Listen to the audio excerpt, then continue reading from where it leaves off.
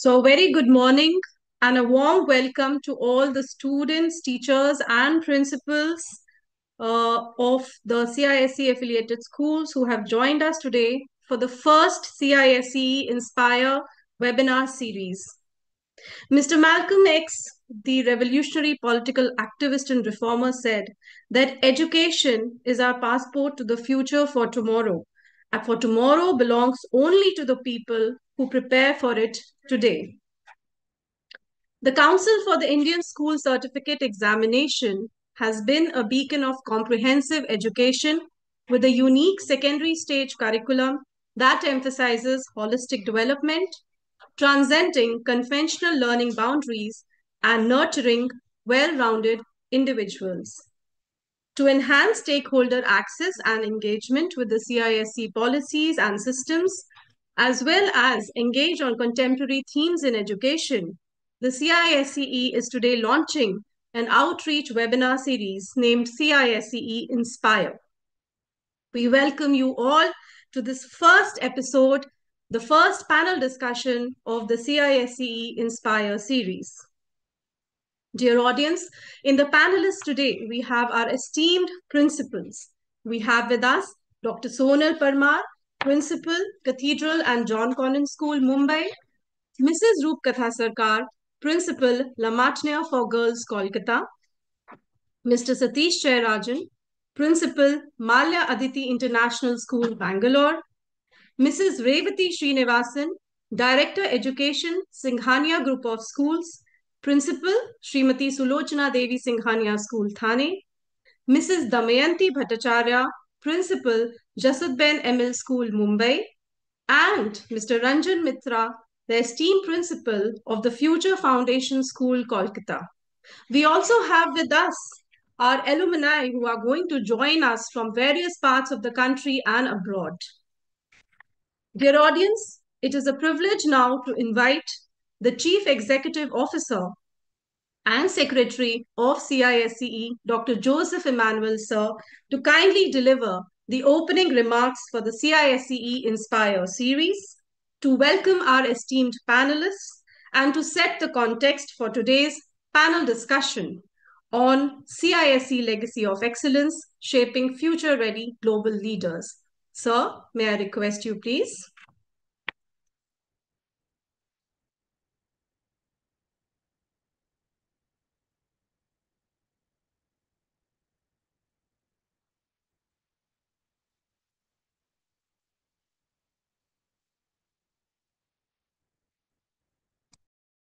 Avana, good morning and welcome to the CISC Inspire webinar series.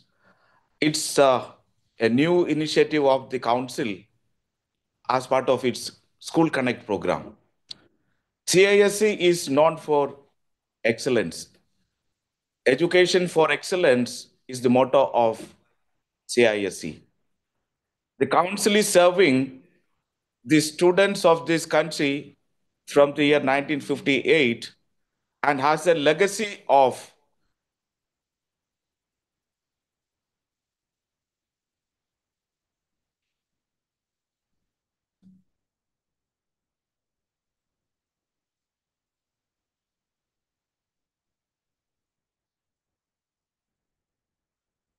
excellent academic track record of students from various parts of the country. Recently, many affiliated schools of the council, as well as students and parents, raised many questions with regard to the career prospects and what are the career paths of students in the CISE system.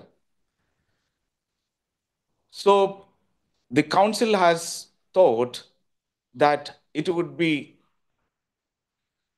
better to interact with the stakeholders, to take feedback from them, as well as to remove the doubts in their mind. Holistic development is the objective of the council. The council's curriculum, syllabi, and all the academic initiatives are in alignment with the national education policy as well as the national curriculum framework.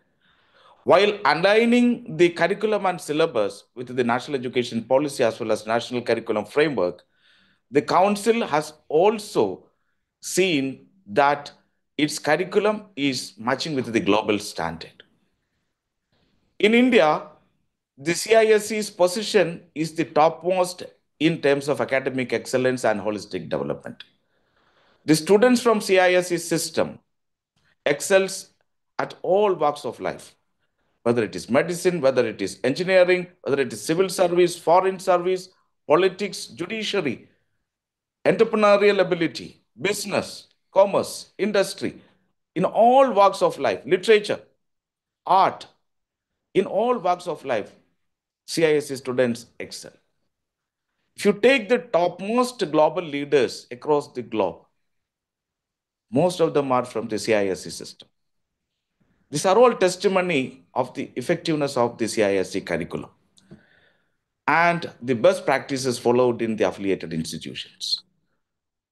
In India, the largest number of students from CISE system get into the professional courses. The CISE syllabus from grade 9 to 12 is fully aligned to meet the requirements of the entrance examinations conducted by the National Testing Agency. Let me make it clear to the audience that in India, after grade 12, National Testing Agency is the examination body responsible for conducting entrance examinations. Whether it is medical, engineering, undergraduate program, the entrance examinations are conducted by the National Testing Agency. And the website of the National Testing Agency contains the syllabus for each of these examinations. And CISE curriculum is fully in alignment with the syllabus given by the National Testing Agency for various entrance examinations. So the CISE students have an edge not only in academics and linguistic proficiency, but also in meeting the standards of various entrance examinations conducted by various agencies conducting tests for undergraduate program. Many students of the CISE system go abroad. The foreign universities are gladly accept CISE's grade 12 certification, and there are number of universities provide creditization to our students. The CISE students can directly join for second semester undergraduate program by skipping the language program in English at many universities in US, UK, and other part of the world. So these are all advantages of CISE curriculum. It's a legacy. And the, the honors of this legacy is its affiliated schools, students, teachers, and parents. And today, with me, a number of very enlightened and reputed educational leaders. And there are some alumnus also joined us in this conversation. All of them are here to support our schools and the teachers and students to overcome their doubt and clear their doubt to, to go ahead with the CISE's holistic path of learning and development of children. We are for the holistic development of children. The children coming out from the CISE system should not only score well, but they should excel in life. So that is the aim of the council. And for that purpose and objective, let us all work hard and support our students. And this is going to be a regular feature. The CISC Inspire program will happen on a regular basis, and regularly we will be connecting with our students and teachers, and many experts from different walks of life will be talking to you. Let's begin this conversation, and thank you all the expert panelists joined us today, and all the teachers, students, and parents listening us on this platform. Thank you. Best wishes to all the students of the system. Over to you, Dr. Bhavna. Thank you so much, sir. Thank you for your inspiring words and setting the context. Let us begin with the panel discussions for the day. The first question, I would like to open it up to Dr. Sonal Parmar, Principal, Cathedral and John Connon School, Mumbai. Ma'am, you've been having the ISC ICSC curriculum in your school for so many years now. It's a legacy school.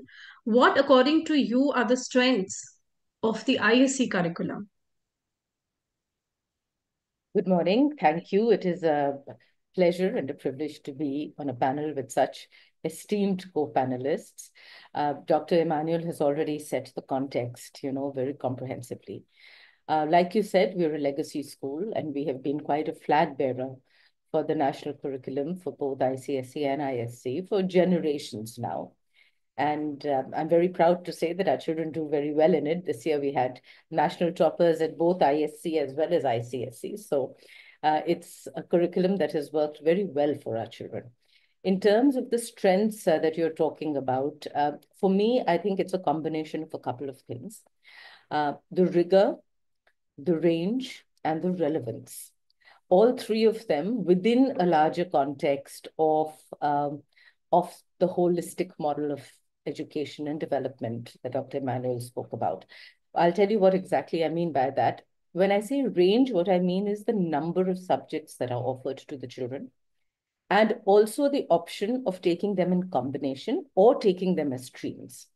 That is something that really sets this curriculum apart. By the time the children come to standard 11, some of them have a clear idea of what stream they want to take and are clear about, science, humanities, commerce. But there are others who either want to go the liberal arts way and take a combination, or who still want to figure it out. And the curriculum, CISCE gives both groups the option and the choice to explore that. So in our school, for instance, we have students who are pure PCM, or who are clear humanities with, a history and a psychology and a sociology. But we also have those who have a maths and an art and an economics. And we also have those who have a physics and a psychology and commerce. So the fact that students can choose their own path and decide on what it is that works best for them, I think that is one of the greatest strengths of this curriculum. Because increasingly, I think it's important that we allow our students options to go with what works for them. There is no one size fits all. And the curriculum does offer the breadth for students to do so. In terms of rigor, there's really not much one can say. It is known for its rigor, this curriculum. And when I say rigor, it's good that we expect effort and hard work from our students. It's a good training for them for life. And we do expect that.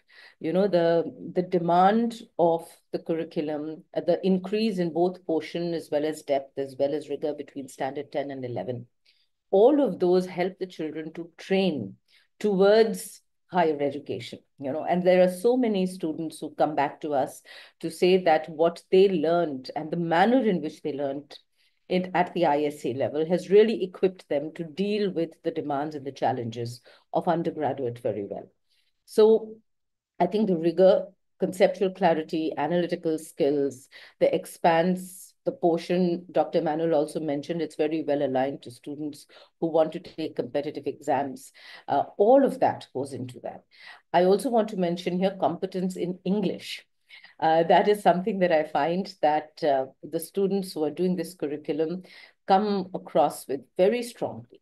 Their understanding of the way in which the language works, their vocabulary, their ability to communicate with confidence, with cogency. All of that is something that I think this curriculum really underlines.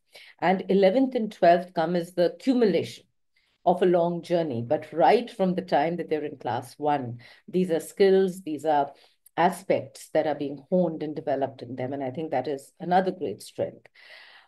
Relevance, that again is something I must comment on, because increasingly I find that relevance is becoming more and more relevant. It is important for our children to grow up with an understanding of their own context, of their own cultural, socio-economic, political, historical context. As educators, it is our responsibility to give them the wings to fly wherever in the world they want to. But it is also our responsibility to give them a very clear grounding and a sense of rootedness about their own context. And I think that, the ISC curriculum, the fact that it strikes this perfect balance between an understanding of India. There is an India focus, but there is also a lot of importance given to global relevance. And therefore, this, for the children, it's not an either or. They do not grow up and they do not learn one without the other. And that plays such an important role in equipping them to be effective and efficient global citizens. To have an understanding of their own context as well as of the world, and to bring the two together and then negotiate the world that they will as young adults. So all of those, I think, are factors that go into um, adding to the strength of, defining the strengths of the curriculum, the larger framework of holistic development. That is so important. And I often say this, that I think it's really difficult to be a student these days. It's difficult to be a young person, much more challenging than it was when I was in school. But the fact that the curriculum has built into itself the bandwidth to give them the space and the opportunity to do other things. Sports is so important for our children. And the council encourages it so fundamentally. Other things, debating, essay writing, anything that they want to do. It's not just playing lip service to the idea of holistic development. It is effectively and efficiently integrating it into the curriculum so that the children actually can explore these other aspects of themselves that are non-academic, but that are so integral to making them into the best versions of themselves. So for me, it is a combination of all these things. And I think it's wonderful to see how strongly the board is able to equip our children to negotiate the world. Dr. Manuel spoke about how many children actually go abroad. We are a school where many of our students go abroad. And I feel this curriculum gives them a lot of strength and gives them a platform to make those negotiations with incredible confidence and competence. Thank you. Thank you so much, Dr. Parmar. I found a lot of consonance with all the points that you were saying, in consonance between what you were saying, the ISC curriculum, and what the NEP 2020 is talking about. Because after all, they are also mentioning that there should be ample choice and flexibility for the students. There should be modular way of teaching the subjects like we have both at the ISC and the ICSE level. And, they are talking about having the contextual relevance while teaching, but preparing them to be global citizens. And talking about global citizens, we have a young alumni of the Cathedral and John Connon School, Mumbai, Mr. Akash Shankar. He's the youngest, I believe. He passed out in 2024, and he's joining us all the way from the University of Oxford. So thank you so much, Akash, for being here. And we would really like to hear, that about what your journeys have been with the ISC curriculum. Your subjects at ISC level were English, mathematics, physics, chemistry, and computer science. And Akash has been deeply interested in mathematics and theoretical physics, and he plans to pursue a PhD in this. So, Akash, do let us know, how did the ISC curriculum support you? First of all, foster this interest in you, and then how does it now support you to navigate the challenges of what you're studying already? Please go ahead, Akash. Yeah, sure. So, I guess one thing is I was a complete science nerd all throughout high school. So, talking about that, and the ISC curriculum allowed me, as you've heard, to choose all pure sciences, that being, maths, physics, chemistry, computer science, and it made my final 2 years in school not only immensely fun because I was doing everything that I was quite interested in and it was enjoyable to me, but it also massively boosted my interest in these fields and specifically maths and physics, and it played a role in choosing a path to go down to study maths in university. And as Dr. Parmar mentioned, that the thorough and complete knowledge of the subject required in the ISC curriculum, it still helps me to this day. And maybe a very specific example would be in solving some kind of tricky integrals that I come across where I'm able to solve it at, some kind of light speed due to the deep understanding of trigonometry and integration techniques that I got during my studies. And this kind of deep knowledge is really held in a high regard at Oxford, and it is very helpful. And I remember during my 11th grade, and another alumnus of our school had told me, who's studying mathematics and computer science, had told me that, after he had gone through ISC, the first year in university was much easier for him. And now, speaking from my experience, I can definitely confirm that his remark was true. Well, One more one more go thing ahead. is, yeah, the breadth that ISC goes into the sciences, in physics, it goes all the way from electromagnetism to optics to mechanics to modern physics, and the giant chemistry portion, and also in the other subjects is a tremendous benefit to me. And it in the pure sciences, it is important to have that kind of a large knowledge base, especially these days where we are seeing links being formed from different areas of science where we previously thought they were completely unconnected, but now they are finding links, and it is quite helpful to have that interdisciplinary knowledge. Lastly, I would say that, as was mentioned, that ISC does give one enough time to also follow other passions, such as, so, for many that may be, excelling in sports or excelling in other activities. And for me, it was studying some kind of advanced mathematics through online courses that also boosted my interest. And still to this day, it helps me as I come across some topics that I'm already familiar with. So yeah, I would definitely say that overall, ISE played a big role in boosting my passion for the pure sciences, and well, helped me to get into such a reputable university, and is still helping me today as I navigate university life. Thank you. Thank you so much, Akash, for talking about the board and your experiences. So it must be pretty cold now where you are.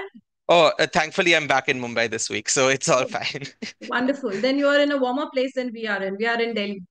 All right. So thank you so much, Akash, for joining in. We won't keep you here longer. I guess you have a lot of studies to do. Thank you so much for being here.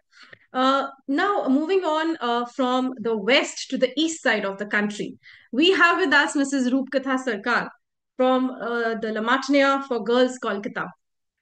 So, ma'am, the question that I want to pose to you is, what are some of the highlights and some of the advantages that you have observed, in your students? What are the advantages they are able to gain when we give them the flexibility to choose the subject combinations? Ma'am, please unmute.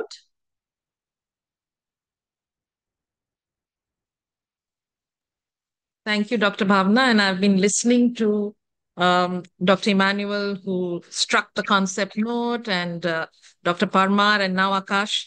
And I would like to go back to my school days, where I learned in civics that our Indian constitution is rigid as well as flexible. And I, being a person from botany, I think, this ISC curriculum has really taught me first how to be flexible. So even as I carry on with my duties in life, professional and outside, flexibility is something that I learned from my childhood days, through my school, through my ISC curriculum. And it is such a privilege to talk about this curriculum. I feel it is like a payback time for all of us who have studied in this particular system. And, when we talk about flexibility, we have subjects, like more than 32 subjects that the ISC curriculum offers. Besides the STEM subjects, besides the commerce subjects, besides the liberal arts subjects that we offer, we have business studies, electricity, electronics, engineering science, geometrical and mechanical drawing, geometrical and building drawing, legal studies, mass media, hospitality management, music, and music from Western, Carnatic, and Eastern, physical education, name it. And so many subjects are being offered. And what is the criteria? You can choose any 5 or 6, provided you have the English language. So it's such a vast basket and array of subjects that we offer our students. We are not surprised when we see in our state a medical doctor who is now a cabinet minister. So she's Dr. Shashi Paja, a very well-known doctor, but she is now a cabinet minister in our state, and she is making great changes and making a great impact in the society for women and child welfare. So if there was no flexibility, could she have done this? What in the COVID times have we learned? The skills that we learn from our childhood through our curriculum need to be transferred in our professional life. If we are doctors or engineers or lawyers, does that stop us from being people who make an impact in society? Today, our children, our students are making an impact in the world. You will hear from so many of them, especially Dr. Aparimita is there. She's a medical doctor. But tell me, when I spoke to Aparimita, the empathy, the compassion that comes into her work life is the holistic approach of ISC curriculum. When I speak to, you will hear him also, Devang Agarwal. He's an MIT PhD student now. He speaks about mathematics, economics, commerce, how his PhD study is helping to improve operations research. So from the Amazon, how they can, program their products being going out to different countries, to making the products go out in different logistical possibilities. Now, these are skills that are being transferred in their professional life. So only studying a subject is not enough in a curriculum. A curriculum has to have an interdisciplinary approach. And that is what the NEP talks about. And that is what we have been doing from 1958, I think, since this curriculum started. Of course, we are evolving. ISC curriculum keeps on evolving and keeps on adding new subjects tailor-made for the child, tailor-made for the students. And I think this helps us a lot to understand a child's interest. And I think at this point of time, I will be failing in my duties not to thank our CISCE, Ms. Dr. Emmanuel, who gave us a wonderful opportunity to attend a counseling enriching program.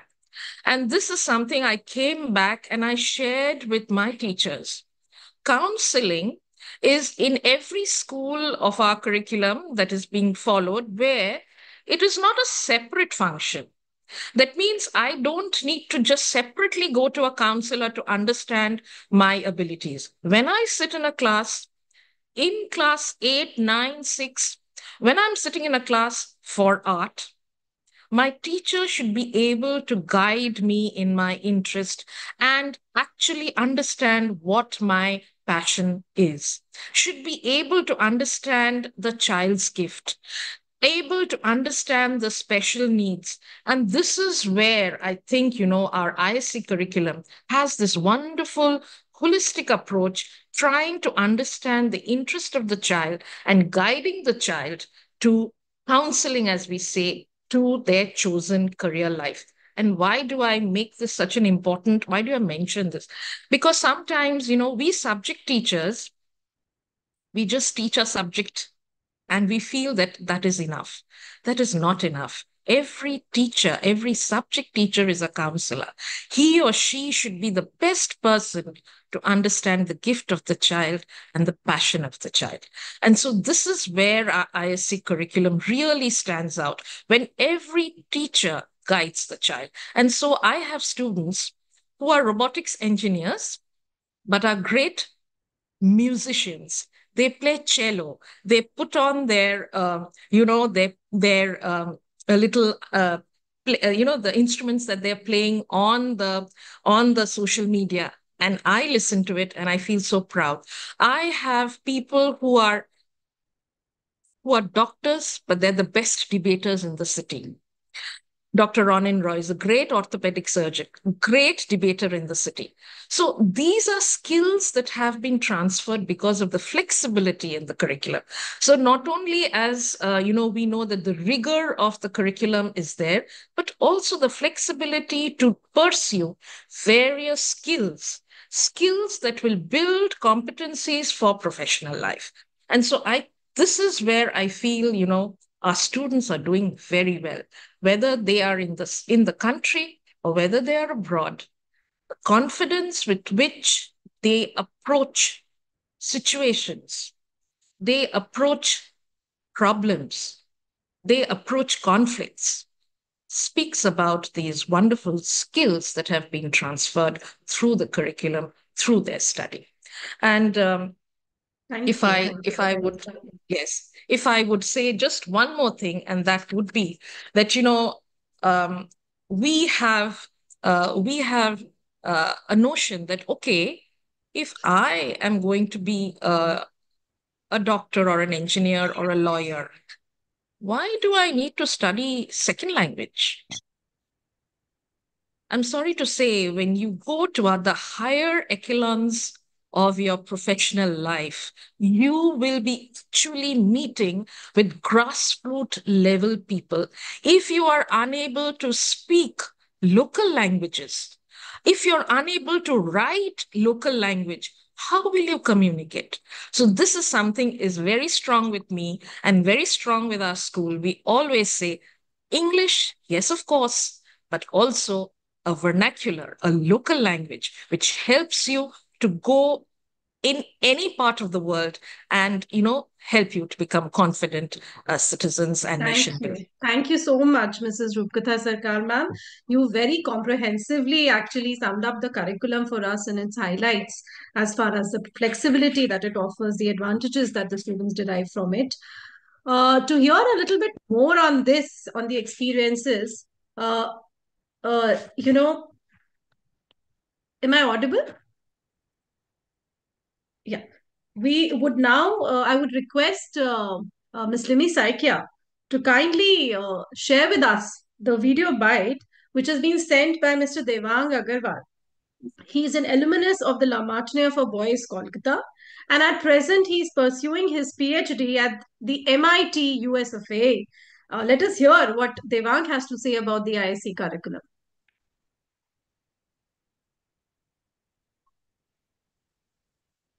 Limi, we cannot hear it.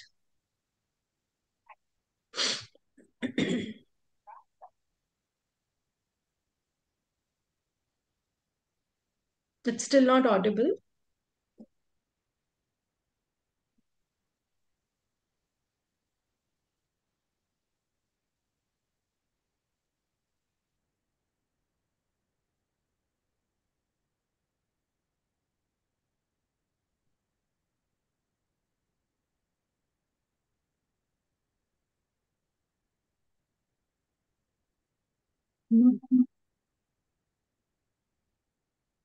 I think we'll try again. We could not get the audio on.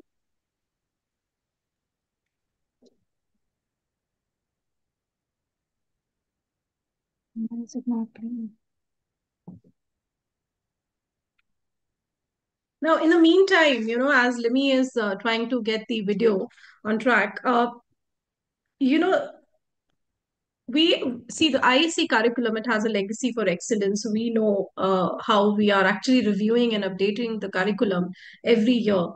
Uh, many a times, there is a perception that perhaps is it really preparing our children for the future? Because then again, the NEP 2020 talks about that you have to inculcate the 21st century competencies in students. We have with us Mr. Satish Jayarajan, principal of Malya Aditi International School, Bangalore.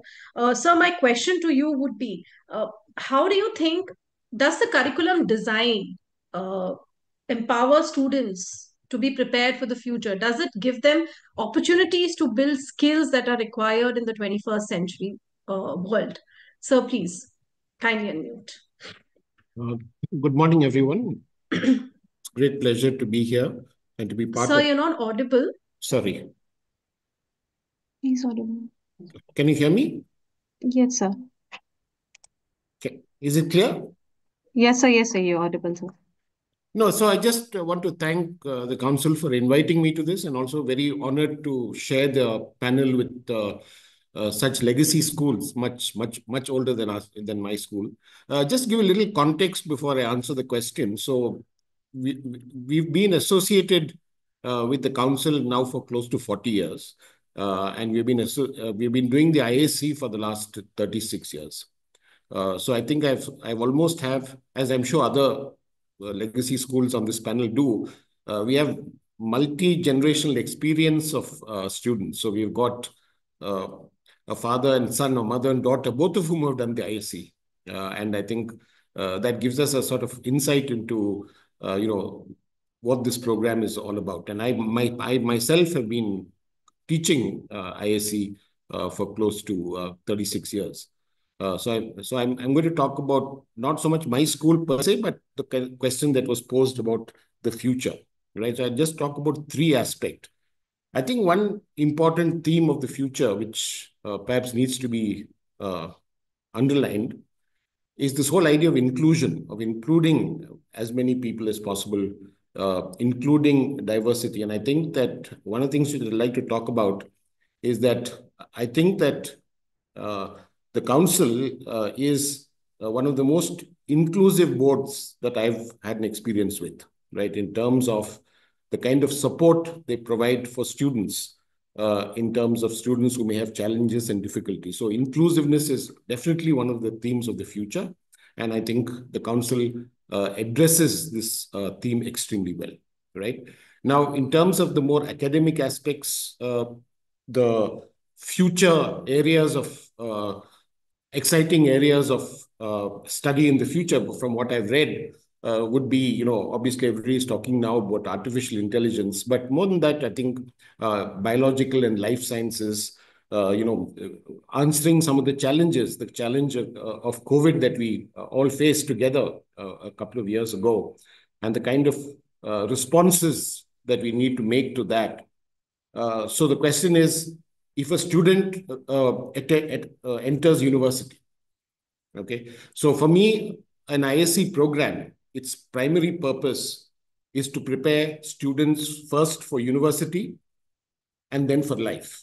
Okay, what are they going to do in their careers? We've already heard from one extremely brilliant student who's obviously flourishing thanks to his base in ISC. So I think what ISC does extremely well, and this was hinted at by others talking about the future, is that it prepares students with a very, very robust curriculum in a range of subjects to excel in university, to flourish in university, to get the best out of university as long as they're there, right? So there are any number of ISC students who are doing cutting edge stuff, whether it's in STEM, whether it's in the social sciences or whatever it is, because the kind of robust foundation that has been given to them in STEM, as was mentioned by this young student just a few minutes back, the foundation is extremely robust and allows you to enter into so many different possible areas. So that's the first thing, okay?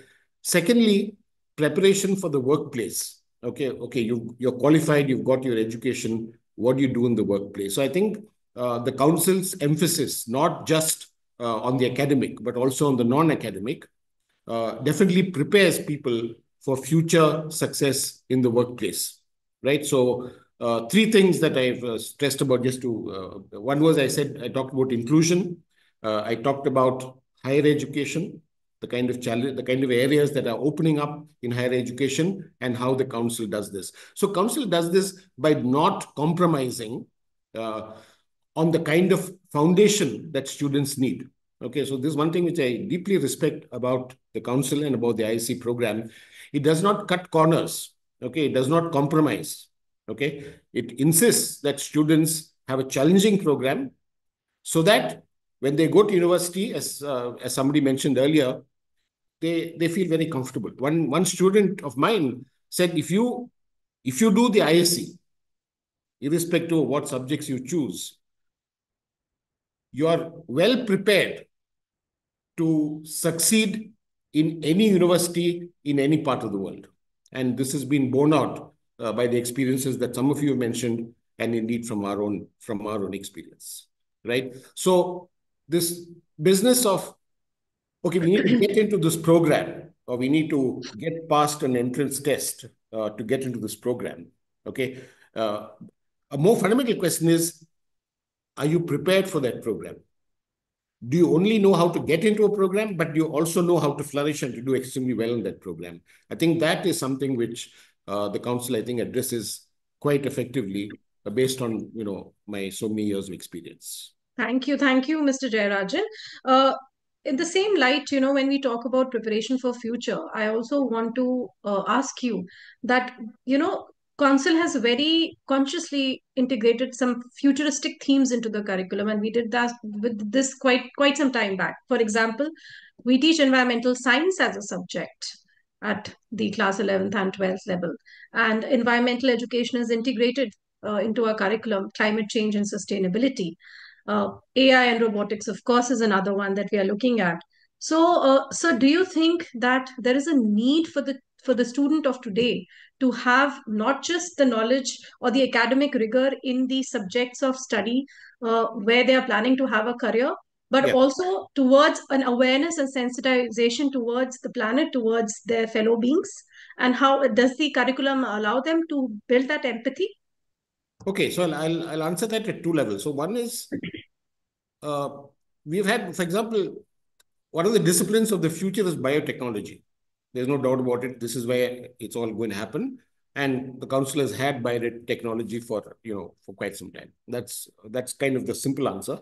The more complicated question that you asked, awareness of issues, and one is well aware that you have built some of these important issues into all the curriculum. Into all the subjects, whether it's environmental issues or climate change, all of these things have been kind of incorporated into it.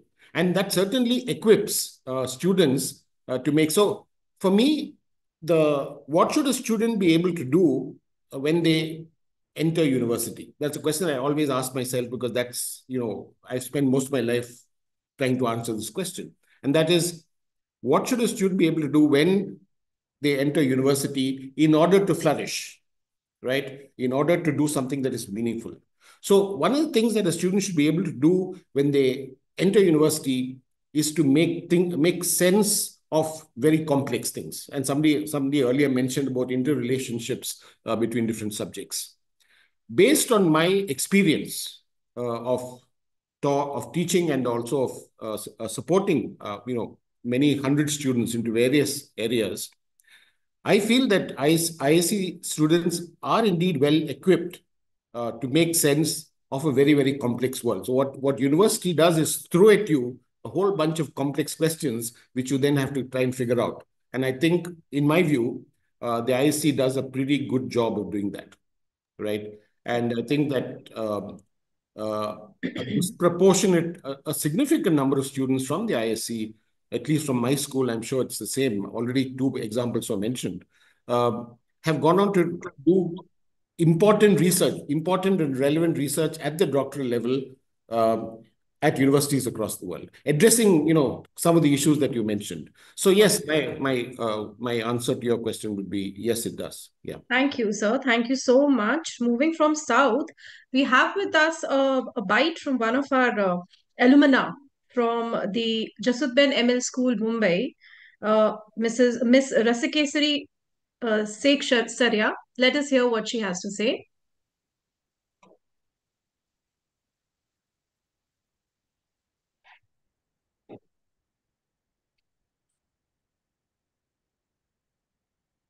I think we're still unable to get the audio.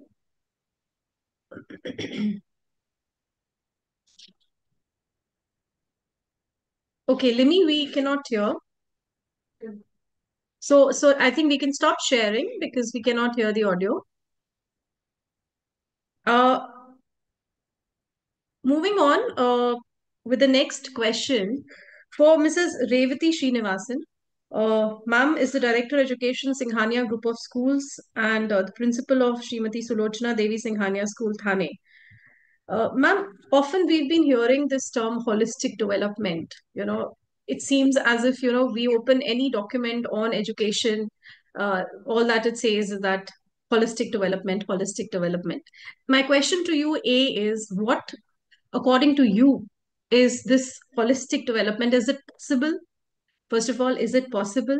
And how does the ISC or ICSC curriculum that you transact in your school uh, prepare roads towards this holistic development to happen? A very good afternoon to all of you, and thank you for this wonderful opportunity to interact with students across India and abroad. And thank you, sir, for that beautiful concept that you have introduced. I think it's really going to inspire students to think about what actually education means. And my topic on holistic education is also that.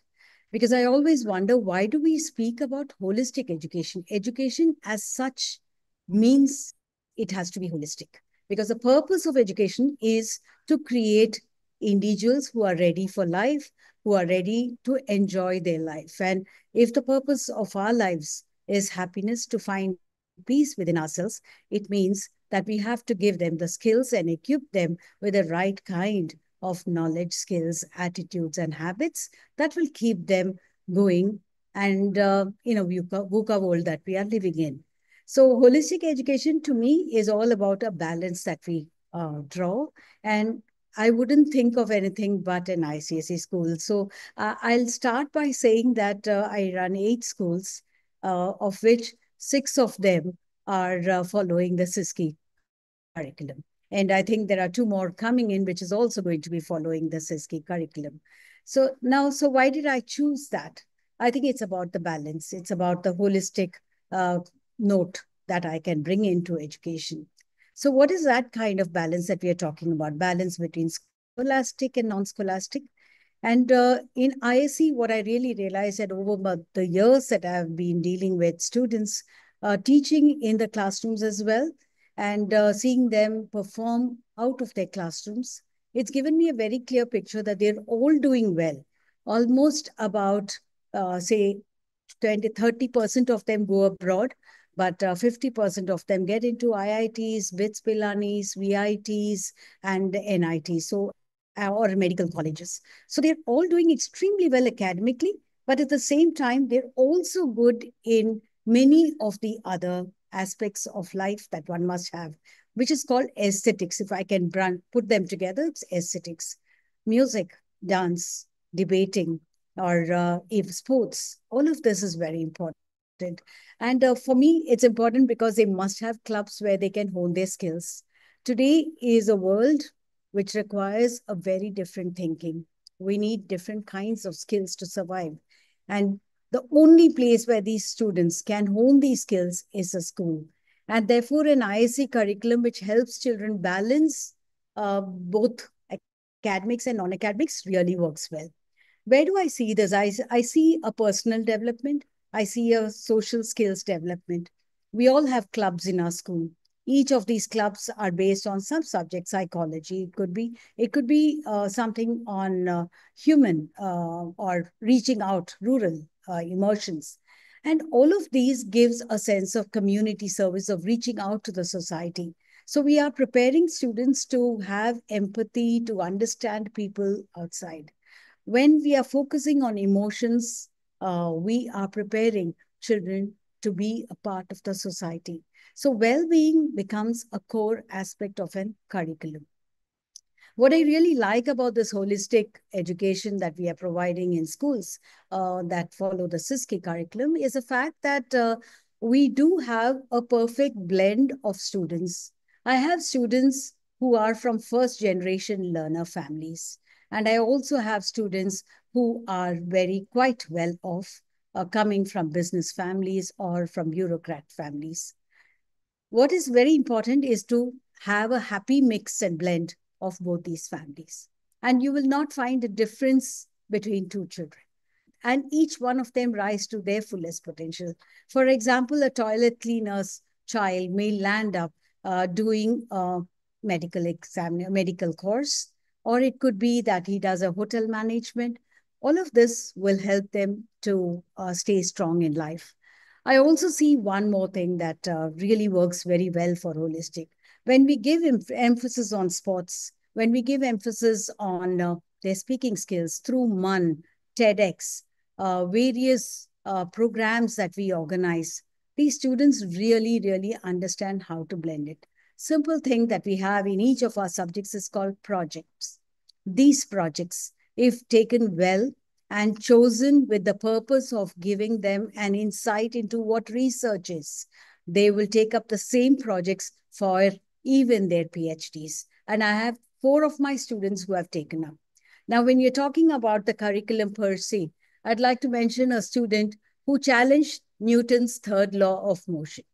And he put up this paper at the International Journal for Physics. It was accepted. He was the youngest at 16. He was challenging Newton. And it's something for that boy to be very proud of. Dev Jyoti is his name. And he's gone to one of the UK universities because they are helping him build on it. He's still in college. But what I'm giving as an example is that if we do have an interest, it helps the course curriculum, helps you to build on that interest. And it's not just academics. So many of our students who may get not necessarily the top ranks in the country are doing extremely well in the best of the universities. They are at the Harvard, they are at the Stanford, and that's what it means. So if we want to dream and aspire to be there, you're right there. The purpose of having an ISE in our own thing is the flexibility of subjects. The kind of offers subjects that we have. We have a student who has taken art along with maybe economics and accounts. So we do have a blend of subjects. There are no hardcore groups that we follow. The flexibility helps children to choose subjects that they would like to pursue and would like to enhance as or hone their skills at. I think that's what really is. Organizing events like MUN or Parliament, the Youth Parliament, helps them to not just deliberate over world issues. We're creating global citizens from here. And that's the purpose. And how are they going to be contributing to the society very positively is what the curriculum should do. So we integrate real life problems with what they have as theoretical aspects. And what I like about the ISE curriculum, it keeps getting upgraded. Something new is added, something is deleted. So what happens is you're making it more and more relevant to what the current system needs or what the society needs. So many aspects of education, of even elements which require socio-emotional well-being of students are being introduced over here. So I think that is it. I think you mentioned about environmental education, and I think today students are taking up environmental engineering and becoming environment crusaders. I have a lot of my ISC students, by the time they're passed out, at 18, they pass out school, they start their own NGOs, and they're doing very well.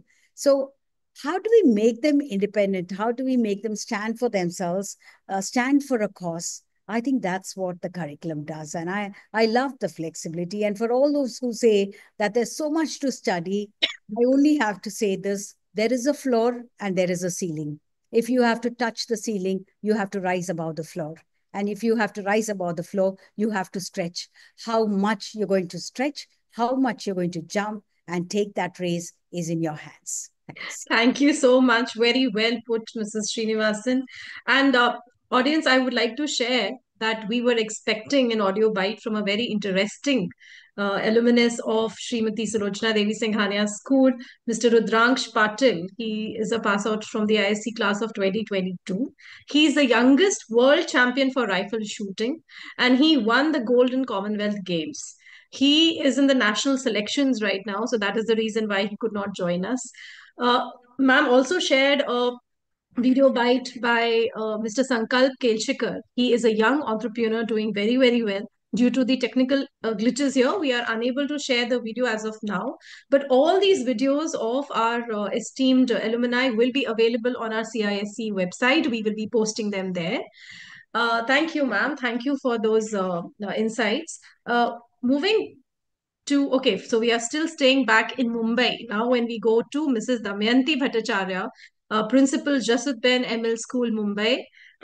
Ma'am, as has been mentioned by other principals also, a lot of our students, they aspire for reputed national and international colleges. You had also shared with us the video bites of three of your very intelligent alumni, and we will place them on the CIC website, ma'am. My question to you is, um, how do you think that the curriculum or the transaction of the curriculum in your school, the ISC curriculum, how does it prepare students for admissions into reputed national and international higher education institutes? So we all understand that the whole process that needs to be followed for admissions abroad is quite different from what it is here in India. And children do need to have that extra edge to be able to write the critical thinking essays and to have in-depth knowledge in the subject to be able to crack the entrance exams. So, ma'am, can you just throw some light on this aspect? Ma'am, please unmute.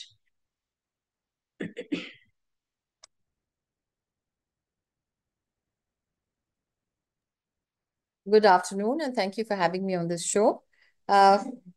First and foremost, I'd like to say that the curriculum itself has a global perspective. And I think the speakers ahead before me have thrown light on this. And so whether we are studying, for example, whether we are studying economics or whether we are studying literature or whether we are studying geography or history, there is always that global perspective that prepares our children to become global citizens from the start. And this begins in the early years of their life. Okay. The wide range of subjects allows the students to have a basic knowledge of all subjects, and which they may or may not pursue later. But however, the aspirational students who aim to study abroad will always find that this stands them in good stead in the later years of life. Studying a variety of subjects allows the students to understand their choices when they make choices later in life, and they choose their careers accordingly. And it sharpens their analytical and linguistic abilities, which also helps them whether they are appearing for an interview later on in life or whether they are making a public speech later on in life. These are skills that are inbuilt into our curriculum. And because of the diversity that it offers, because of the spectrum it offers, and therefore they are able to articulate, they are able to write, and they stand a notch ahead of many students across the country. All right. So the curriculum is very advanced, and students connect better, as I think Akash pointed out. Incidentally, I've taught the boy, but Akash pointed out that it really, because you're exposed to so many that later on, no matter what you take, whatever subject, you're able to connect. I feel that the children are able to connect the dots, which is very important in this day and age. And also the standards of English, no matter what we say, the study of a foreign language, again, prepares you to take the world on, to take even in India, you even assuming that you're going to continue to stay in India, later on in life, it always helps to know that another language, and we are all looking out. We are not just localized. We are all looking out to interact with the world. And all that they have learned in school, whatever the curriculum has given to the children, gives them a very, very solid foundation. Um, uh, the ISC is also a preferred board abroad because of the wide spectrum of subjects that it offers. And universities abroad and New Age universities in India are all looking at holistic development. They ask for SOPs, essays, and a student communicates better. And having, again, I repeat, at the cost of repetition, I say that having an exposure to all these subjects, in the economics class, they are talking about world economies. They study Indian history alongside with world history. They study Indian literature along with the Western literature. So all this sort of builds up a very, very strong foundation for them. So that is why they have an edge over, I feel, over many of the students who appear for competitive, whether they're going for interviews or whatever they're doing, whether it's an examination they're writing or an interview that they are attending. All right. And therefore they become the more suitable and chosen candidates. I also feel that being exposed to this huge spectrum, to so many subjects, so many combinations, where you can take a psychology with a biology, you're exploring careers which are really futuristic. All right. So if you have, for example, I mean, CISCE has introduced robotics and AI. Now tell me, AI and robotics, where are you not applying psychology? Where are you not applying AI? Where are you not applying, all these skills that they learn in school? So that always makes them, I think, the preferred candidates when when they go abroad or when they appear for any interviews. All right. Council also is very exacting about the choice of faculty, and they want the assuring quality. So I think it's a wonderful thing that we require those, we ask for um, those degrees, and we don't accept teachers beyond a particular, a level, a standard. Those are things that I think contribute to the overall standards of the curriculum of the ISC and the ICSE curriculum. And therefore, we find that, it's relatively easier for our children to be accepted, to cut that, to make it to that line, whether it's whether it's an interview or a written paper or whatever. They're able to do those things because of the wide gamut that the curriculum offers. Yeah, thank you. Thank you, Damayanti ma'am, for your inputs. So, again, this brings alignment with NEP 2020 in a very organic manner. And, I would also like to share, since you mentioned that the subject AI and robotics. So, from the upcoming academic year, we are introducing the subject artificial intelligence separately at class 11th and 12th level, and a separate subject of robotics at class 11th and 12th level. And while we are doing our syllabus reviews, there's a very conscious effort being made to introduce elements of AI in the disciplines, like a study about how AI is impacting, like, for example, in legal studies, also in mass media and all. How is AI going to impact the course of these subjects ahead? That is also being integrated into the syllabuses. So thank you for your inputs on that. Dr. Sonal Parmar, ma'am, can I also ask you this question, that the project-based learning has been part of the ICSE and ISC curriculum since a long time. We try and give from our end, we try and give an element of action research or research to our students. Do you think that in some way that does support them when they go out, or when they do their papers, when they make their profile, the student profile that they need to share? Do the students utilize the research, the action research that they do as part of their curriculum? Do they make it a part of their portfolios? If I think you're talking about the skills that the children develop at that time, and my answer to that would be a resounding yes. I think that, also just to add, what the board gives the children is a guideline, right?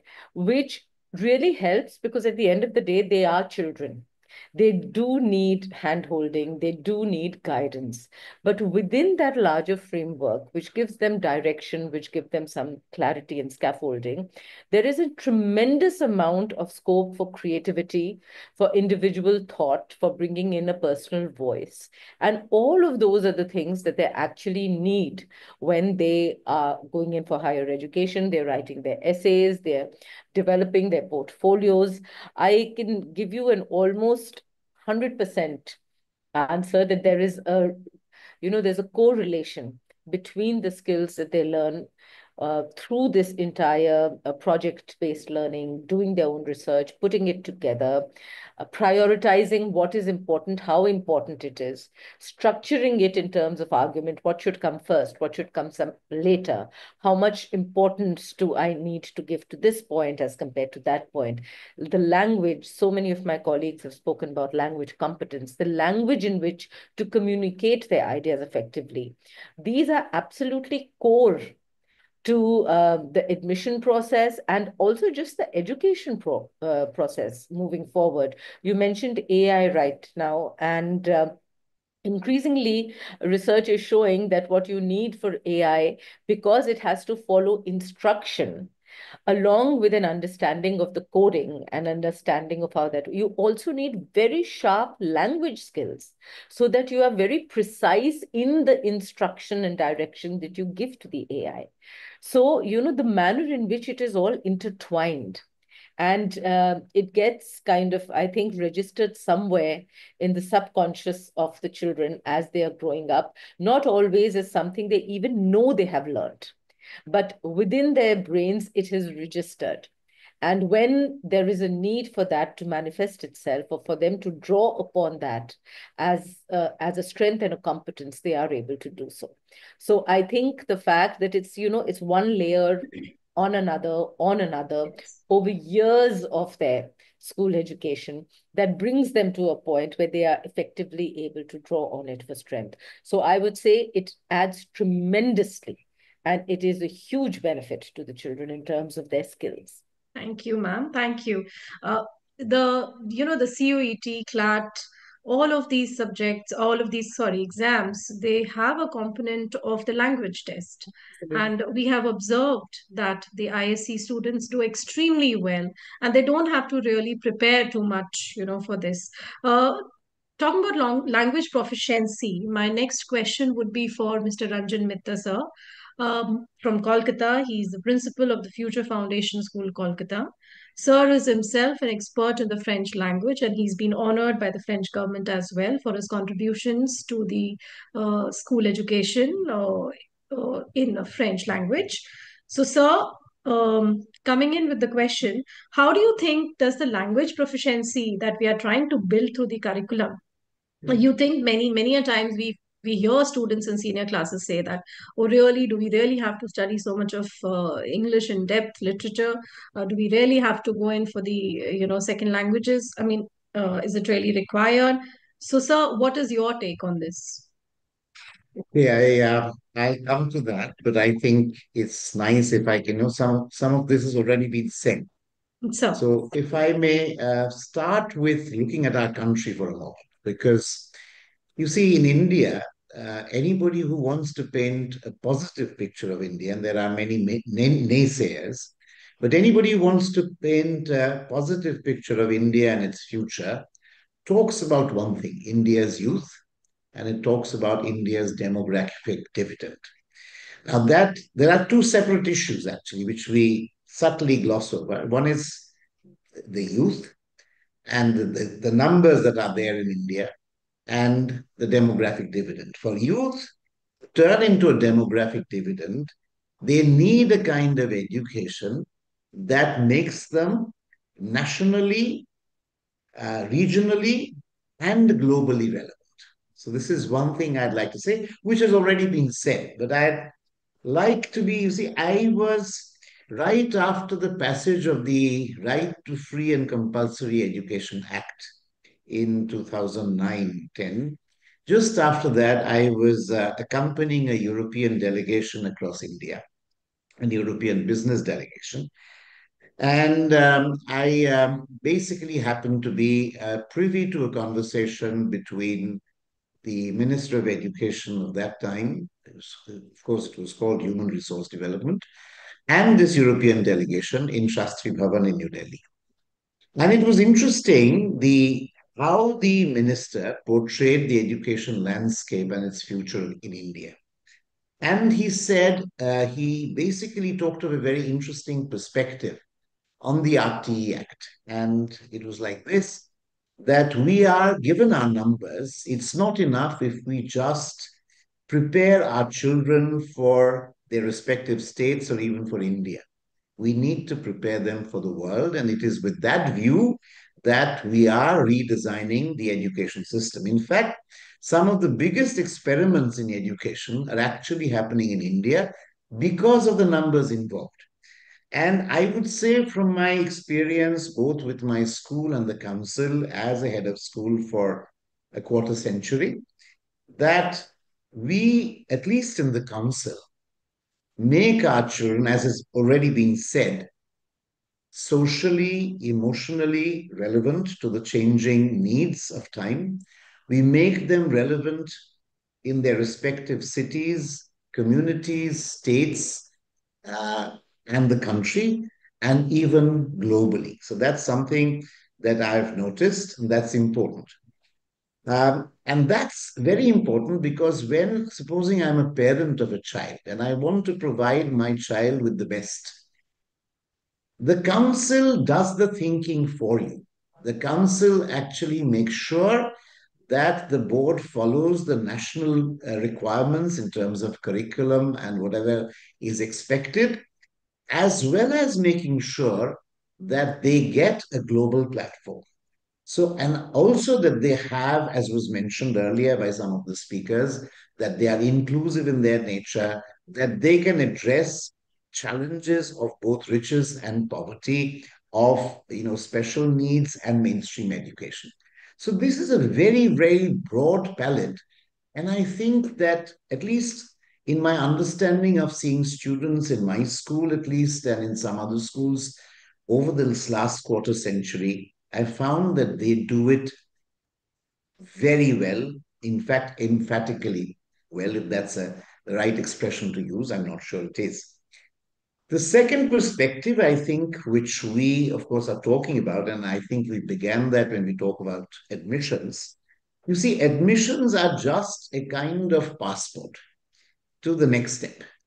Admissions by themselves mean nothing because they are intended to chart a pathway from where the student is in school to the world of careers. So I have another hat, which some of you know already, that I have been teaching at the Indian Institute of Management, or IIM Calcutta, for the last 24 years. And, it has been a very interesting experience. And I'll tell you why. Uh, you see, my subject requires that it's not just numbers, but it's also requires, that you answer with your perceptions, and, you write a paragraph and you apply your insights and your thought processes. So what I've noticed is that there are a lot of students who are otherwise very good, have got an excellent score in CAT, because you don't get into IIM Calcutta with anything less than a 99% score usually. And of course, there's the interviews and other GDs. But many of them can't get beyond the MCQ when it comes to writing subjective answers and actually providing their perspectives. They seem lacking. Now, of course, I can't ask them which school did you go to and which board did you go to, but I've also had the unique privilege that some of the students we had in our school went to the IIMs. And then I found the answer that they were uniquely enabled. Not only they had language proficiency in English, but also that they were able to translate what they really thought about in on pen and paper and emphatically and in a very strong fashion put forward their views. So that is something that I've noticed that many of us just look at class 11 and 12. We fail to recognize that there's a world beyond class 11 and 12. There is post-graduation, graduation, post-graduation, and even postdoctoral studies. So I have today with me actually many of our students, and you see the language proficiency, very interestingly, as was pointed out also in this conversation earlier, that when we say language proficiency, we don't only mean English. We mean maybe foreign languages. We are one board that enables the teaching of foreign languages at ICSE and ISC levels. We are also a board that doesn't pay lip service to regional languages of India. And that is why many of my students in school have actually become film actors in Bengali cinema, theater personalities, poets, musicians, in bands, local bands. So these require regional language proficiency, and that they have in abundant measure. So before I continue, I'd like to go back to Mrs. Parma's statement earlier that our curriculum provides the kind of rigor, range, and relevance. These three words I thought were extremely important to what we are trying to do. And because we are a relatively smaller network of schools, and because the council pays a lot of attention to our teacher training, hand holding of our principals, developing leadership qualities in each one of us, and upholding the standard and quality of our schools, the ultimate beneficiary is all the children come to our schools in very large measure. I will now, very interestingly, I've got, I didn't take the risk. I've got one of our alumni with me here in this conversation. It's sitting next to me. And, I heard Mr. Satish Jayarajan talking about biology, biochemistry, whatever. And Dr. Abhishek Ghosh passed out of our school in 2001 and still keeps in very close contact, like most of our alumni in most of our schools, actually. And he has done his PhD from the University of Calgary in biochemistry and molecular biology, has lived and worked in Canada and North America for 2 decades now. And I think let's hear from him his experience. I'll tell you why I selected him. There are many alumni that could have been selected. First of all, I have the hunch that if I get somebody who's been around for a long time, then that gives the maturity to understand, in deeper measure, what he or she gained from school. The second thing is, you see, we all talk about India becoming a global superpower by 2047 or whatever the date may be. But you see, to be a global superpower, we have to be great in education and health. And the one place we seem to be significantly lagging behind one neighbor, China, is in the area of research. The number of patents the Chinese produce is way beyond what we do as a country. And if India were to stand up and, when we talk of Make in India, ultimately our research and knowledge base has to be made and curated in India while not shutting ourselves to global possibilities.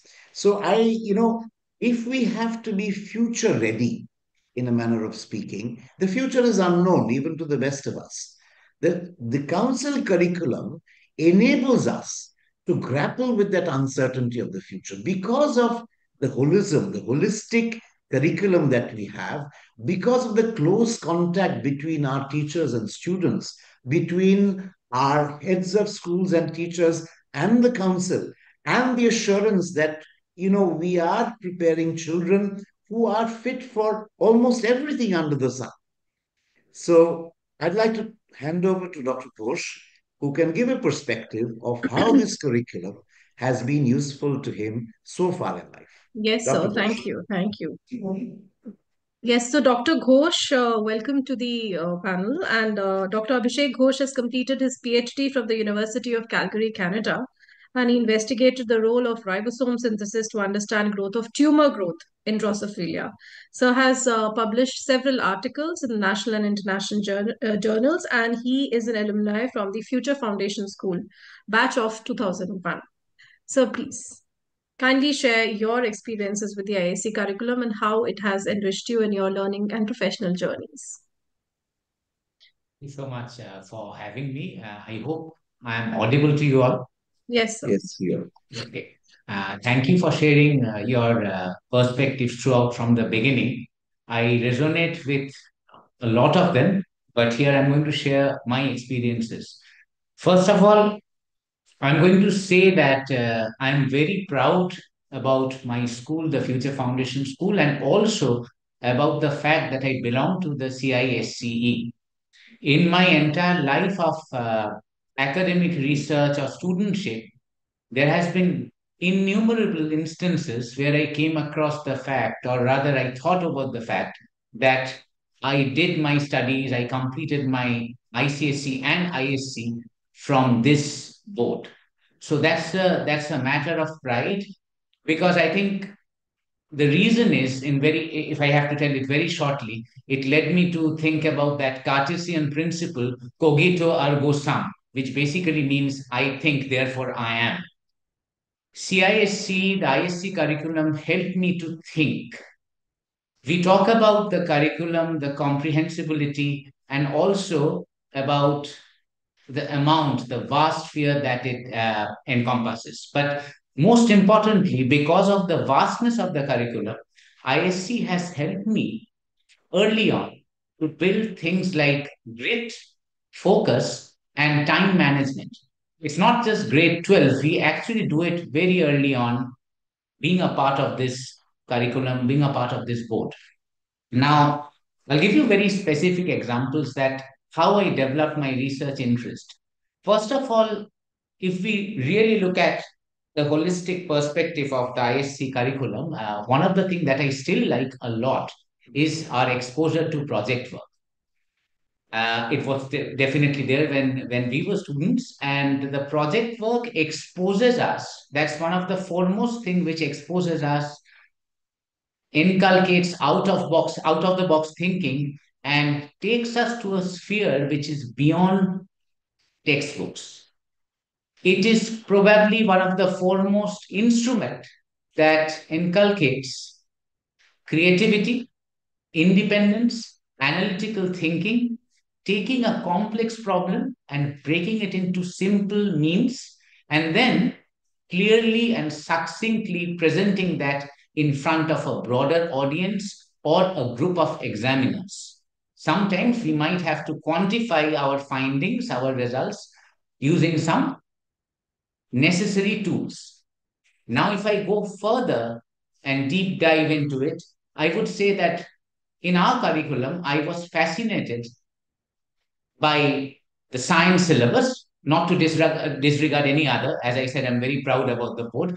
But coming back to science and coming back to biology, even today, if we really look into it, it gives us a very vast perspective of what is biological science. At school level, we are exposed to the basics of DNA biology. We know the structure of DNA, RNA. We understand the complex structure of macromolecules like carbohydrates, proteins. We understand how a DNA is replicated into another DNA. It's called DNA replication. How protein is synthesized. It's called mRNA translation. These are extremely complex fields. My PhD was essentially on mRNA translation, but I got the first definition idea of that area, of that topic, when I was at class 12. And this is the beauty of our biology, and also it makes us future ready because it talks about many application based area, biotech, applications of biology. There are many other areas or subtopics which are probably we are probably exposed to a definition, but that is good enough for our comprehensibility to take it to the future. And it helped me even when I was doing my PhD. Now, moving further, I have talked about the theory. Now I will talk about the excellent practical curriculum that we have for the science, the project work I have already mentioned. And I will slowly touch upon the language because nothing can be weaved together when we say excellence in research or science without language. We need language to communicate. And particularly, I will start with English a little bit because English is not just a bridge for the field of law or business or consulting. It plays a very important role in the field of research. I'll be very honest. In Canada, where I was doing my PhD, there are a lot of levels of English you are being tested. First of all, you have to, when you enter the graduate school, before that, you have to write a statement of purpose. I think we heard about this. Then after that, you have to go through a very rigorous examination. They call it candidacy exam, which is you have to write a mini thesis. It is structured from department to department. It has its own set parameters. Again, it's a test of your English knowledge rather, and how you represent that in your field. In my case, it was biological research. Then you have to write your thesis at the end.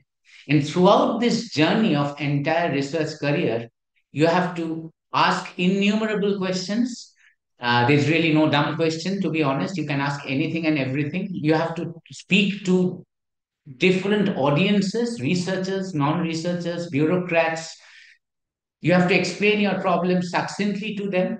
They will come back to you with more questions, and this process goes on. Lot of writing, different structures, submission of papers in different journals.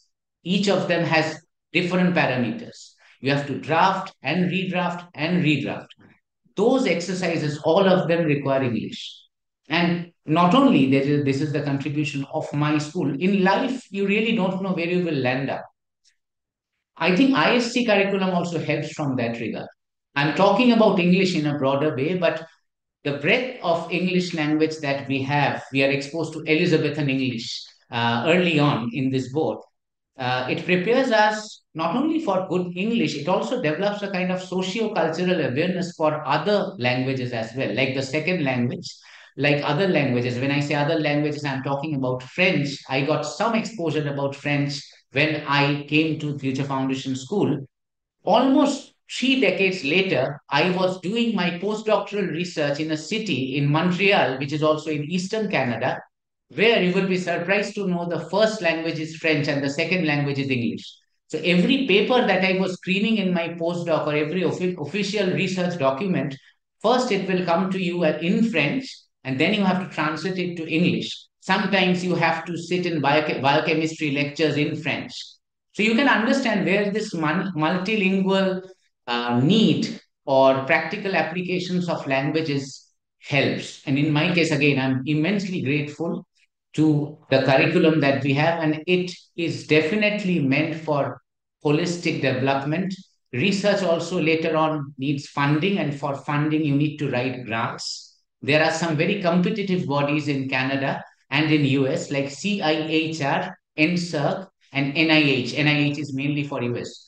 I'll be very honest with you. I have seen in my career that professors and students from various fields of research, they definitely first emphasize the understanding of English language, and your proficiency levels are tested through different parameters, through different tests which are recognized.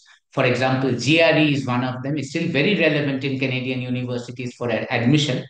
IELTS is a very important examination. You just not need it for admission, you also need it sometimes for your immigration purposes. It's still very, very relevant in Canada. So again, they test skills of English, reading, writing, speaking. But somehow we are familiar with all of them at a very grassroots level, at the level of class 12. I think with that, I will quickly finish what I have said. And again, I will express my gratitude to what I have today. And I'm very, very proud about the board and its curriculum. And I'm looking forward to the fact that it's evolving. Before I end, I will touch upon the fact of artificial intelligence. I think the language proficiency is very important for every human being and their cognitive development. Because at the end, we all understand that AI is important, but again, it is non-human alien. So really to dig deep into AI and apply it into different fields of life, it's already happening. We really need that human intelligence, whether it's our excellence in language or some other parameters which are often there, which are actually hiding into the school curriculum. We have to look very carefully so that we are not actually fooled by the limitations of technological advancements such as AI.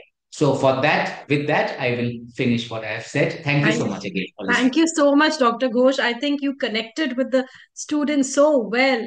I'm sure they have really, whatever they are aspiring for in future, you've actually laid out all the steps very, very clearly and how the ISC curriculum will support them in their similar journeys that they want to take. So, sir, thank you so much. It was a very, very lucid way of talking Thanks. to the students here.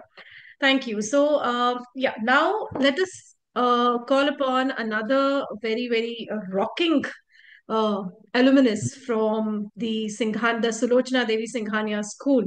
We have with us Mr. Ankur Ajay Chaturvedi. He is a passionate researcher in chemistry. He's also a sought after TEDx speaker. He's again an ISC 2010 pass out, and he is a master's. He completed his master's and doctoral studies in the field of chemical engineering. And as of now, he is an amateur astronomer, also, I've been told. He's a TEDx speaker and he's a certified rally driver. Ankur, thank you so much for joining us all the way from Goa. So I think I will hand over the platform to you to please share with the young students who are present here, listening to you all across the country, what has been your journey with the ISC curriculum and how do you think it has helped you in such diversified fields that you have taken on? Thank you. Thank you very much. I hope I'm audible to all of you. Yes, yes, Ankur. Wonderful. So, greetings from Goa. It's stiflingly hot over here, so I'm sure you'll excuse me. The temperature under the shade is 37 degrees presently. So, that is the reason, I'm inside an AC cocoon. Now, coming to your question, I will probably add on to what the previous eminent speakers have mentioned. I see, and before that, I'll give you more furniture for the argument there. Thing is that I have been incubated by the entire CISC system. Right from junior kindergarten till the 12th grade, I have spent 14 years in this incubation. I call it an incubation system. Uh, right from junior till 10th, ISC, and then plus two, that is ISC. ICSC and plus two, ISC. So 14 years of excellence is, is something which has been imbibed. Now coming to the question. See, what ISC and ICSC and CISC has done for me is set the base, whether it be language skills, whether it be the innovation. Now, a lot of, I will focus on innovation because that has been my strength. The syllabus, the methodology, and the teaching methods are very, very innovative in CISC vis-a-vis as compared to most of the other backgrounds which the students are presently coming from. And that going forward has really helped me to adapt and improvise and overcome most of the challenges which I have faced in my professional life. Now, chemical engineering, if I come to that, is a very challenging field in which you have to communicate right from the workers at a grassroots level to maybe associate vice presidents or executive directors on a daily basis. This happens. The first thing what is required are excellent communication skills, not only in English, but also in the vernacular languages. I'll give an example. So today I'm in Goa. Uh, I was very quick to update the local Konkani dialect. Now this was because, I had second language, which was there integrated in the ISC curriculum. Uh, as a part of that, I could easily pick up on the nuances of the language, the structure of the language, and the grammar of the language, and it has made my life easier here. Secondly, the thing is that when I speak specifically about chemistry, it we all know that the ISC chemistry syllabus is very, very vast. But most interestingly, I believe that it is 5 years into the future. Because when I joined my undergraduate course, at least for the first 2 years, till the third semester or the fourth semester, much or most of what was in the syllabus of chemical engineering was already at least around 70% covered by the syllabus or at least touched upon by the syllabus which was there in ISC. So that way you can say that this has been an excellent base for me, both from the view of communication as well as adaptability. Now, innovation. Now, innovation is something which CISC does very well. The bug bit me early, and I believe I can speak for most of my batchmates and most of the on for all of the speakers here that we have innovation in our blood, and basically that is what CISC trains us for. That never stop getting better and make excellence a habit. So we are never satisfied. Like I was never satisfied. That is what has led me into this particular research field. I was never satisfied with the process. I was never satisfied with the yield. I was never satisfied with the molecules. So I kept on making them better, making the yields better, and doing so in an innovative way, so as that the environmental footprint is also reduced. We get maximum yields at the minimum labor cost as well as minimum trouble to everyone. So if I can sum it up, it's been three key words for me. That is innovation, the language and communication skills, which were imbibed and set into me early, and the excellent scientific background, which the ISC inculcates into us at a very, I will not say even ISC, it's actually, the previous speaker has touched upon this. It starts much earlier than that. Uh, I believe that science as a formal subject was introduced to us in the fifth grade. And in the fifth grade itself, we were talking about the structure, the mole concept. Little did I know that later on it would play such an important part in my life. But that inch so far goes to show the depth of the system. So if these things are inculcated in a systemic way into all our students, by the time you are into your first or second year, you already have 7 years of training, which means you're at least, at the very least, half a decade ahead of the competition. And that is where you have an edge. So that being said, I'll stop here and I'll hand over to you. Thank you, Ankur. Thank you for your insights. Yeah, as you say, as you said, the innovation bug bit you early there is a part of the stakeholder community that feels, oh, the ISC curriculum is really tough and really is it required. So thank you, Ankur, for being here. And I go back with my this question for a brief input from Mrs. Revati Srinivasan, ma'am. Ma'am, you just heard your alumnus speak. Do you really think, quickly, if you can tell me, do you really think that this perception is true, that it's very tough and difficult to follow? Uh, Yes, Ankur, thank you for coming in. I know he had a busy day, but I just thought he's the right person to come in. I think academic rigor has to be there. For a student, if there is no academic rigor, what are we talking about? It needs to be very relevant. There has to be a breadth and there has to be a depth. Without that, deep learning cannot happen. And without a deep learning, it is just as superfluous as anybody who can read science in a book. So how do we differentiate between the best and the very good? There has to be a differentiator. And that's how, for me, deep learning is very important. And it's important for us to have a curriculum which is well structured. I'll touch upon what Ankur said. Every project that we do right from grade 5 onwards sort of builds on their learning techniques. And I think students have to understand that it's about conceptual understanding and its relevance to everyday life, everyday problems. That's more important because that develops in them critical thinking skills and analyzing skills, which is really what we need as students today. There are, as we see, a broad spectrum of subjects. But at the same time, the way we teach them in our schools is all about an integrated one. Today, NEP talks about it. Most schools or many schools, good schools, have been doing it for a very, very long time. We've just named it right now and nailed it, saying that every school has to have this.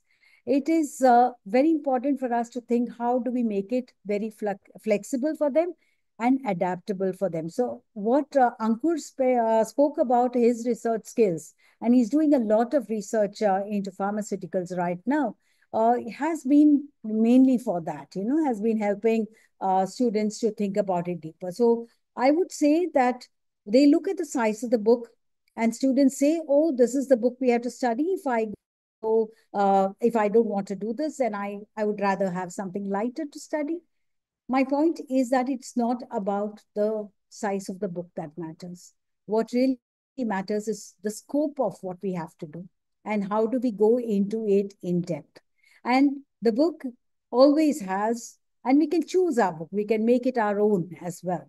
What is important for us to add the relevant data or matter that needs subject matter that needs to go, get them into conceptual understanding and relate it to everyday life. When application happens, then automatically conceptual understanding happens. I think that is what we need. We need to meet it to students' needs, which is what the curriculum is doing. As I said before, while we have ISE that is constantly upgrading its curriculum, I also see a very, very clear understanding and importance given to teacher training. All our ISC teachers are constantly going for training, which means they are upgrading themselves constantly, which is very important to deliver a curriculum. Uh, I know of students, which Ankur also said that, and I know of all my students who have said in technical courses when they go, the first 2 years, they actually don't have to touch their textbooks too much. Whereas they see students struggling to pick on the nuances, they are a little way ahead of them. If the language skills are good, I think they really have a good time in the campus. So I think that's the learning exposure is a lot more that these children really need in today's times. It Right, also right, comes to ma'am. the aspect of all the skills that are being developed throughout, whether it is problem solving skills or the creative skills or through their projects, through every work that they do. And I think the integrated approach to subjects that we have, I think also adds it, making it more relevant today. And I think to me, that aspect that I mentioned, deeper learning, is very important. And therefore, I would just say, tell students this, that don't look at what you have to study. You will study it naturally when you have an interest in that. So Right, that's right. what is most important for them. Yeah, Fine, fine. that's Right, ma'am. Thank you. Thank you so much. Another myth, that is about the CISC curriculum, and I would like to ask Mrs. Damayanti Bhattacharya, ma'am, to kindly comment on this. This question has also come to us from Master Ridhiman Sarkar of class 9th from the Future Foundation School. So he's curious to know, ma'am, that it is a perception that the CISC curriculum is not tailored to support students who are preparing for competitive exams, professional competitive exams. So, ma'am, what are your views on this? Ma'am, unmute, please. Yeah, this is completely fallacious, if I may say this. I'd like to begin with a small, cite a small instance where a child who got into one of the very good universities came back many years later to meet me and said, Miss, you know what? And he was pursuing, I think, the sciences. So he came back and proverbially difficult IC syllabus. He says, Miss, you know what? I'm so glad I knew my periodic table by heart, because when the professor was giving us instructions in the lab, I was the first one to be able to interpret his instructions because I knew my periodic table. Just to give you a so really what the IC syllabus really focuses is on the depth and because if in cracking any entrance exam requires any of the competitive exams, I feel that it requires you to have that deeper understanding, as Mrs. Srinivasan just pointed out, that it is the depth that matters, and IC gives that for sure. So passing an entrance exam, doing an entrance exam is not just, it doesn't, the IC syllabus doesn't prepare the children only to pass a test. It takes you to, as one of our the young gentleman here, Dr. Ghosh, pointed out, it does much more beyond. I mean, he's a classic example of the same. So looking beyond entrance exams, granted you crack the entrance exam, then what happens when you go to first year college? All right, you're not able to cope. Children are not able to cope because they have that unilinear approach of cracking the entrance exam and not developing on the foundation. So what really happens to them when they go to first year college? They are not able to cope. You have dropouts, especially in the premium institutes. You have, unfortunately, you have cases of suicide, you know, because they are not able to cope, again because they're not able to cope with the pressure, and this happens because their fundamentals are not clear. So this is what ISC emphasizes, and because of the depth it offers, the children do well later on, the students do well later on in life. And so it's not about, it prepares you for an entrance test also, all right? And it also prepares one for beyond competitive exams.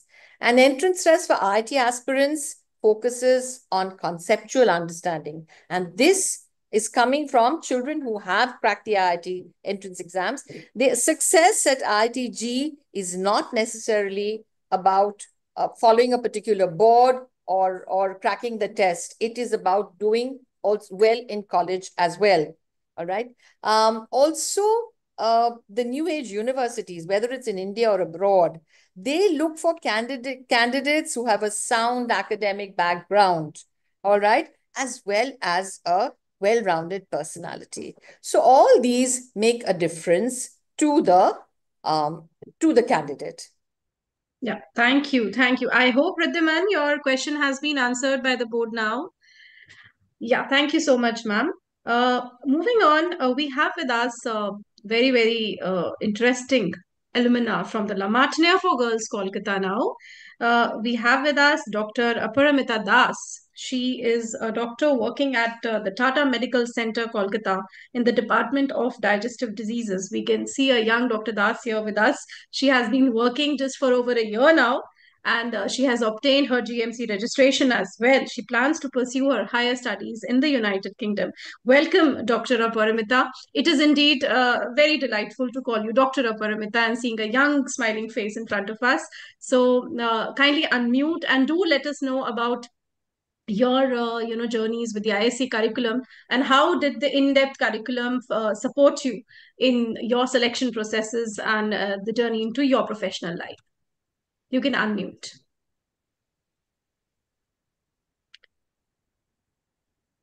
So you'll be able to see at the bottom of your screen, there is a mic.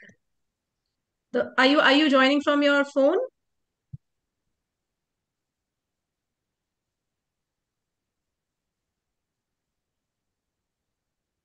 You can see a microphone. The symbol of a microphone, you can unclick on that. Yeah.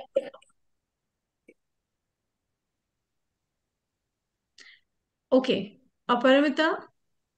Sorry, there was an issue with my iPad.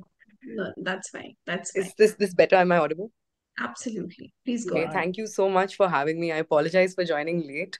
Very good afternoon to everyone. I'm Dr. Paramita Das. I have studied in La Martiniere my entire life, actually. Just to give you a little bit of a background, I have studied at La Martiniere for 15 years. So that's 15 years of the CISC curriculum. And I have obviously taken a competitive exam, but uh, I'd like to start more with my experience of the board and how it has helped me. I took my ICSE board exams, that's class 10 board exams, when it was 2014. And I remember even before I actually appeared for the exams, I had friends, peers, parents, colleagues asking me to switch boards because they thought it would be easier for me if um, other boards were better aligned with competitive exams.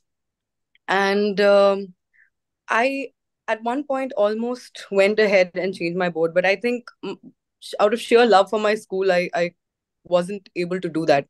And in hindsight, I'm glad I did not. Because when we make these decisions, I was especially from the little bit of discussion that I've had with my juniors and friends, we don't really have much information to go by. So another reason I'm very thankful for a webinar like this is because students actually get to understand and hear firsthand experiences of alumni and of school principals, so they know what they're deciding or why they should make a decision or otherwise. When we were in school and we were at this juncture, we had only other people's opinions to base our decisions off of. And so thankfully, I didn't change board, because it's only when I took the competitive exam that I realized that it plays a very small role in the exam itself. So when you're preparing for a competitive exam, you have to study in a very focused manner for the exam, irrespective of your school board. Your school board will only take you this far.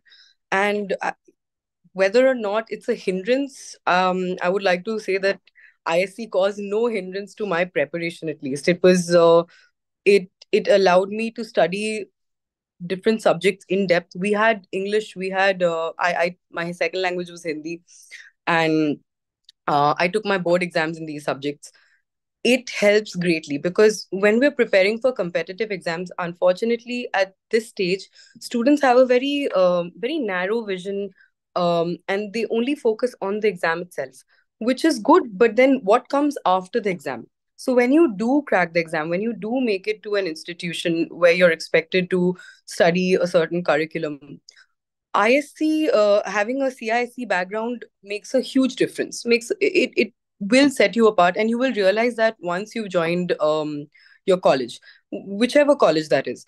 I remember before I took my ISC exams, I was very confused about what I wanted to do professionally, and so for I've taken every exam imaginable. I've taken CLAT, I've taken the engineering exams.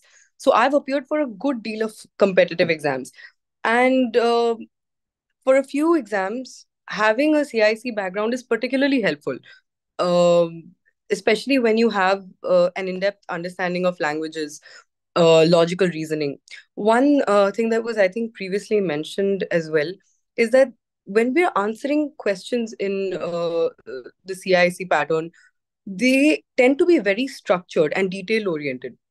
This is something that we don't give enough credit to the board for. But when you have spent many years in that system, when you're so used to answering questions in a particular way, it's only later that you'll realize college is about subjective exams as well. MCQs good for competitive exams, but when you take up a subject and you have to write long answers like we had to do, so throughout medical school we've written page after page after page, 5 mark questions, but they would run into pages.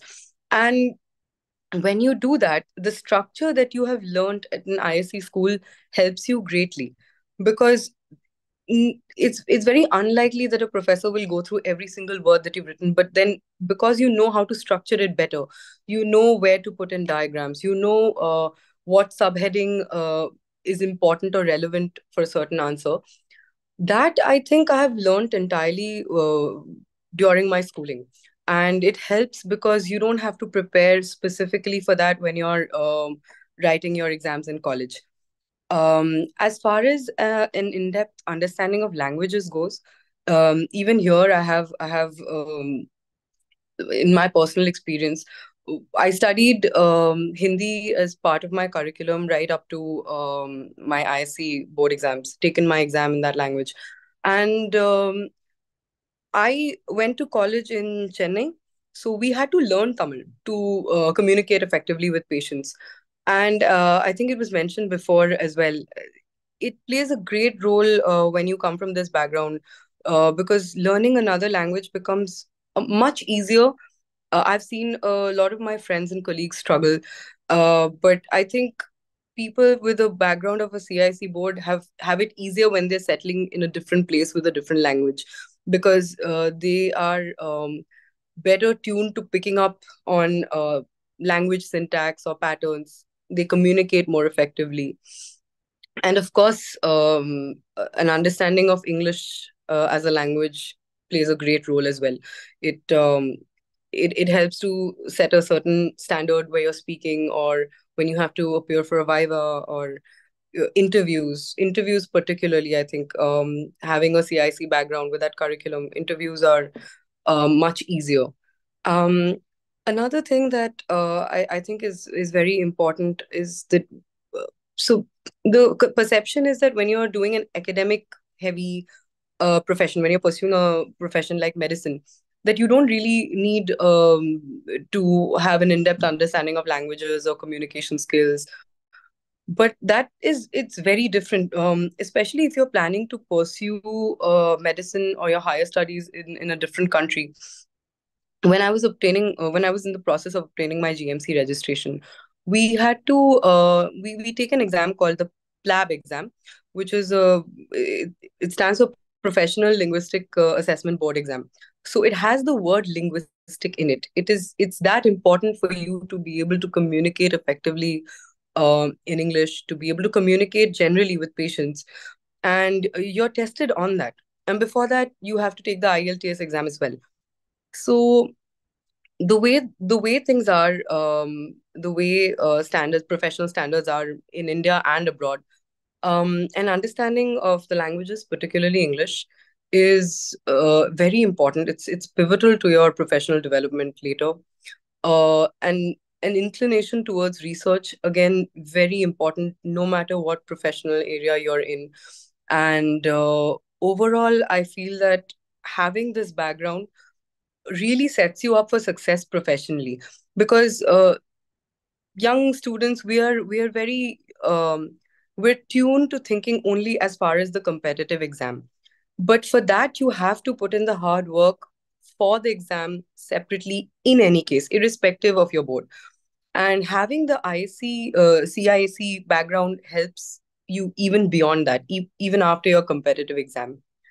So I hope I've put that Yes. as well as I could have. Yes, yes, Thank you. yes, Dr. Paramita. I think, again, I'm sure the students listening, they are able to connect and they have gotten a lot of answers to the doubts that they must be having about the future course of action that they have to take now.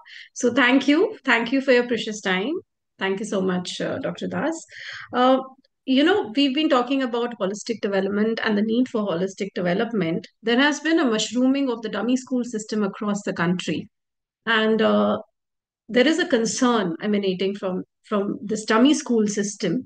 Uh, I would now like to ask Dr. Joseph Emmanuel, whether the this particular dummy school system, how does it hamper? Because in case children want to go ahead and prepare full throttle for a competitive exam, they are able to do so, sir. So, how do you think the dummy school system hampers the holistic development of the students? Dr. Bhavana, after listening to all our experts, the architects of excellence and holistic development, do I need to answer that question? So all there is a the piece of all the advice. expert panelists, they have very well articulated the importance of regular schooling and the importance of the ISC curriculum, and the underlying principle of the linkage between ICSE and ISC, the steady upward mobility, and the overall development of the children, the linguistic skill, socio emotional skill, life skill, values, competency in academic areas, the focus on research. Where is the scope for all these skills in a dummy school? So, absolutely, dummy school is a waste exercise that will kill the creativity and the upward mobility of our students. There is no scope for dummy school in our system. We need to really support our learners to realize their aspirations in life, to prepare them for life. That is the objective of the CISC's, the education philosophy. The entire philosophy of CISC curriculum and the CISC education is all about preparing a child for meeting the challenges of future. It's not merely passing on information or developing a child with knowledge. Knowledge and the wisdom, the ability to apply that knowledge in the real life scenario. That is the practice, that is the habit being developed through the entire schooling in a CISE system. You all of you are very well aware that the success doesn't come as an accident. It is a result of your habits, your thoughts, and action. So, in a dummy school, where is the scope for developing such thoughts and developing such habits? They will kill the creativity, kill the knowledge level, kill the value system of our children. So, there is no scope for dummy schools in our system.